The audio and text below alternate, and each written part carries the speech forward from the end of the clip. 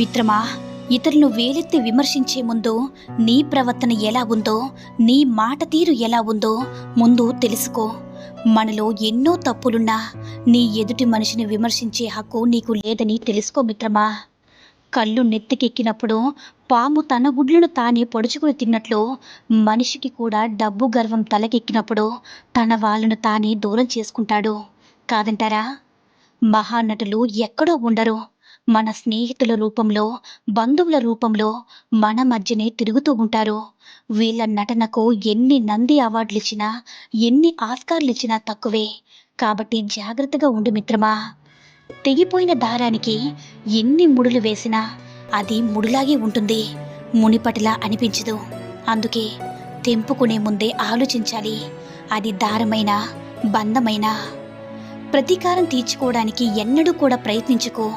కుళ్ళిన పండు ఏదో ఒక రోజు నేలరాలికి తప్పదు కదా. ప్రతీకారం కోసం నువ్వేమీ చేయకు మిత్రమా.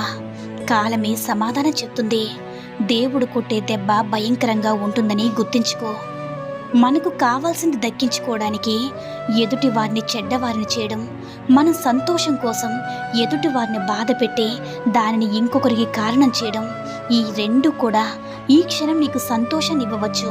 కానీ అవి రేపటి నీ పతనానికి నువ్వు వేసుకుంటున్నటువంటి పునాదలేని నీకు తెలిసే రోజు ఒకటి వస్తుందని మర్చిపోవద్దు మిత్రమా. మనిషి నోటిని 2 చోట్ల అదుపులో పెట్టుకోవాలి. ఒకటి తినేటప్పుడు, రెండోది మాట్లాడేటప్పుడు. మొదటిది ఆరోగ్యాన్ని కాపాడుతుంది, రెండోది బంధాలను పదిలంగా ఉంచుతుంది. కాదంటారా? కలికాలంలో నిజాలు మాట్లాడేవాడు నీచుడు, అబద్ధాలు చెప్పేవాడు ఆప్తుడు, సహాయం చేసేవాడు సన్నాసి, నటించేవాడు నారాయణుడు, మోసాలు చేసేవాడు దేవుడు. కానీ నిజాయితీగా ఉండేవాడు ఎప్పుడు కూడా ఒంటరివాడే మిత్రమా. పోరాడాల్సి వస్తే సింహంతో పోరాడు. ఓడిన చివరికి చచ్చిన వీరుడుగా మిగులుతావు. బురదలో దొర్లే పందితో పోరాడకు. ఒంటి నిండా బురదే, తర్వాత దురద మాత్రమే మిగులుతుంది. కోపం హద్దులు దాటుతున్నప్పుడు మాటలతో సమాధానం ఎప్పుడు కూడా చెప్పకండి. మీ మౌనానికి మించిన బలమైన సమాధానం మరి ఒకటి లేదని గుర్తుంచుకో మిత్రమా. దేవుడు మనల్ని ఏం చూస్తాడులే అని నలుగురిని మోసం చేసి 4 కుటుంబాలను రోడ్డున పడేసి అడ్డదారుల్లో డబ్బు సంపాదించి విర్రవీగేటప్పుడు తెలియదు. చేసిన పాపాలు పండి ఆసుపత్రిలో రోజులు లెక్కెట్టేటప్పుడు గోడ మీద ఇలా రాసి ఉంటుంది, ICU అని. అంటే అర్థం నేను నిన్ను చూస్తున్నాను అని. దేవుడు అన్నీ చూస్తూనే ఉంటాడు. అప్పుడు నీకు నువ్వు చేసిన మోసాలు, పాపాలు గుర్తు చేస్తూ ఉంటాడు మిత్రమా. ఎదుటివారు ఎదుగుతుంటే అసూయపడకండి. వారిని దెబ్బతీస్తే భవిష్యత్తులో మీరు దెబ్బతినాల్సి వస్తుందని గుర్తించు. నిన్ను బాధ పెట్టిన వారి గురించి ఆలోచించి బాధపడకండి. ఎందుకంటే అమూల్యమైన నిన్ను వారు ఎప్పుడో కోల్పోయారు కాబట్టి. మర్యాద ఇవ్వని వాళ్ళ ఇంటికి వెళ్ళొద్దు. విలువ ఇవ్వని వారితో మాట్లాడొద్దు. అహంకారం చూపే వారితో కలవకు. గర్విష్ఠులతో కలిసి నివసించుకు. వ్యక్తిత్వం లేని వారితో ఏమీ పంచుకోకు. నోరు అదుపులో లేని వారితో ఏమీ చెప్పకు. స్థాయిని చూసేవారిని నీ ఇంటికి అస్సలు పిలవద్దు మిత్రమా. చెడు స్వభావం కలవారిని తెలిస్తే వాళ్ళు సొంత వాళ్ళైనా, పరాయి వాళ్ళైనా, ఎవరైనా సరే పక్కన పెట్టండి. ఎందుకంటే మన తోటలో పండిన మిరపకాయే కదని కళ్ళల్లో పెట్టుకుంటే అది మంటని పుట్టిస్తుంది కానీ చల్లదనాన్ని ఇవ్వదు కదా. అలాగే చెడు స్వభావం కలవారు కూడా అంతే మిత్రమా. ఎక్కువగా ఎవరిని నమ్మద్దు, మోసపోతావు. ఎవ్వరి కోసమో ఎక్కువగా ఆలోచించుకో, వాళ్ళకి అలసైపోతావు. ఎక్కువ విలువ ఎవ్వరికి ఇవ్వకు, గౌరవాన్ని కోల్పోతావు. ఎవరిని ప్రశ్నించుకో, శత్రువవుతావు. ముందుగా నా వాళ్ళని ఆలోచించడం తగ్గించు. ఎవరి నుంచి ఏమీ కూడా ఆశించుకు మిత్రమా. జీవితం మొత్తం కూడా బాగుంటుంది. ఒకరు నిన్ను పదే పదే ఏడిపిస్తున్నారంటే వాళ్ళు తమ నాశనానికి ఇంకా ఇంకా దగ్గరవుతున్నారని అర్థం మిత్రమా.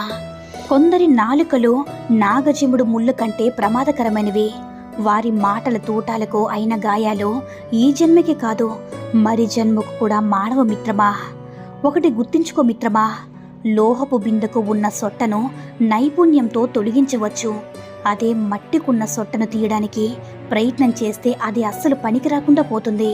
అందుకే మార్చదగిన వారిని మాత్రమే మార్చే ప్రయత్నం చేయాలి.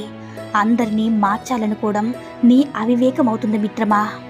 100 కుక్కలు ఒక్కటై ఒక్కసారిగా మురిగిన ఒక్క సింహగర్జనకు సమానం కాదు.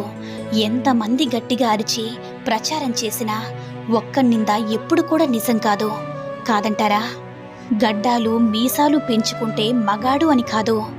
ఎంత ఆవేశంలో కూడా ఆడదాని మీద నోరు కానీ చెయ్యి కానీ జారకుండా ఉంటాడే వాడే నిజమైన మగవాడు. కాదంటారా మిత్రమా? మనశ్శాంతి లేని జీవితం మరణం కంటే ఎక్కువ బాధనిస్తుంది. మరణం వస్తే ఒక్కసారి చనిపోతాం, కానీ మనసులో ఉన్న బాధ మాత్రం ప్రతి క్షణం కూడా చంపుతుంది.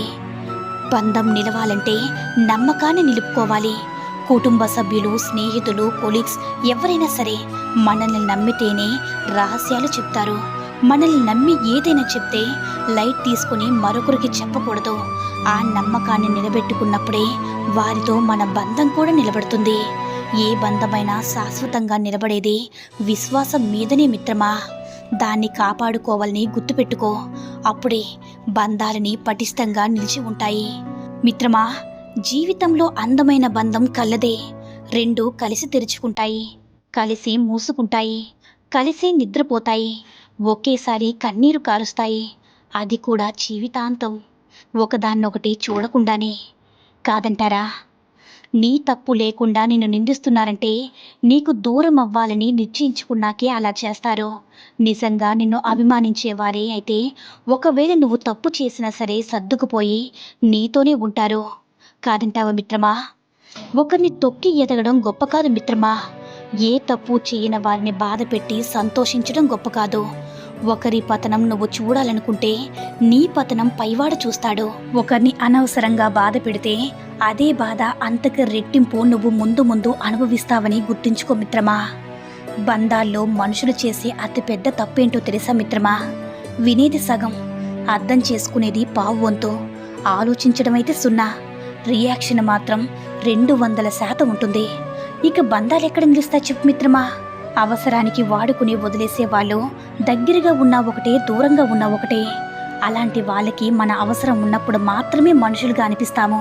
తర్వాత గడ్డి పరక్కన్నా హీనంగా కనిపిస్తాము. మిత్రమా, నిజమైన మగవాడు తన మీద ఇష్టం లేని ఆడదాన్ని ఇబ్బంది పెట్టడు. ఇష్టపడే ఆడదాన్ని ఎన్ని ఇబ్బందులు ఎదురైనా వదిలిపెట్టడు. మగతనమంటే వేధించడం, బాధించడం కాదు మిత్రమా, ప్రేమతో సాధించుకోవడం. అర్థమైందనుకుంటా. మన మీద మనకు అసహ్యం ఎప్పుడు వస్తుందో తెలుసా? మనకు విలువనివ్వని వారి కోసం మన మనసులో ఎక్కువ స్థానం ఇచ్చినప్పుడు. కాదంటారా? 3 ముళ్ళ బంధానికి కట్టుబడి జీవితం మొత్తం కూడా నిన్ను ప్రేమించేదే భార్య.